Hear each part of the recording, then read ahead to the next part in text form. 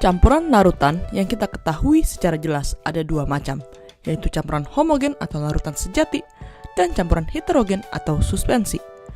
Pada campuran homogen, semua partikel yang larut dan menghasilkan satu fasa yang tidak dapat dipisahkan. Pada suspensi, partikel-partikel ini tidak larut dan kedua fasa dapat dipisahkan. Di antara kedua jenis campuran ini, ada yang disebut dengan koloid.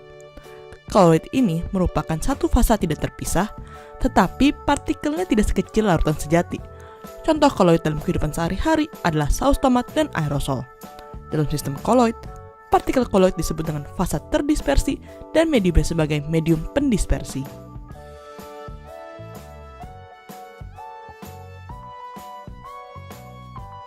Sistem koloid memiliki beberapa sifat dan berbeda dari larutan sejati. Yang pertama, gerak Brown. Jika kita mengikuti gerak partikel koloid dengan mikroskop, kita akan menemukan ini bergerak secara acak. Gerakan partikel acak ini disebut dengan gerak Brown. Robert Brown, seorang penggagas gerak Brown ini, tidak dapat menjelaskan kenapa partikel bergerak secara acak. Akhirnya, pada tahun 1905, Einstein menunjukkan bahwa gerakan Brown ini terjadi karena tumbukan partikel yang tidak merata. Yang kedua, efek Tyndall.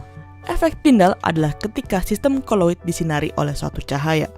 Koloid ini tidak akan ditembus cahaya tetapi dihamburkan. Jadi, kalau pada larutan sejati cahaya ini akan tembus, pada koloid cahaya ini akan dihamburkan.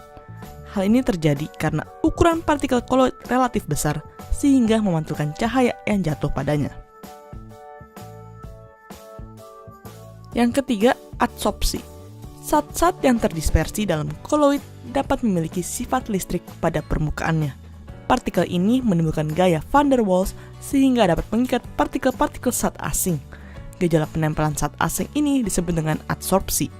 Zat-zat yang terikat secara adsorpsi akan membentuk lapisan yang tebalnya sekitar 1-2 partikel. Jika partikel ini mengadsorpsi anion, maka sistem koloid akan bermuatan negatif. Jika yang diabsorpsi adalah kation, sistem koloid akan bermuatan positif.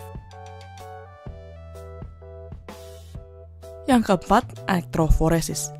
Partikel koloid dapat memiliki suatu muatan sehingga zat tersebut dapat bergerak ke arah elektrode yang berlawanan muatan.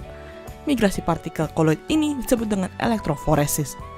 Contoh penggunaan elektroforesis ini adalah dalam industri mobil. Pada saat mobil mau dicat, badan mobil dialiri muatan listrik yang berlawanan dengan muatan yang terdapat pada cat. Akibatnya cat ini akan menempel lebih kuat. Sifat yang terakhir adalah dialisis. Dialisis adalah sebuah teknik permurnian koloid yang berdasarkan pada perbedaan ukuran partikel. Dialisis dilakukan dengan menempatkan sistem koloid dalam kantong yang memiliki membran semi-permeabel. Selanjutnya, membran ini direndam pada air.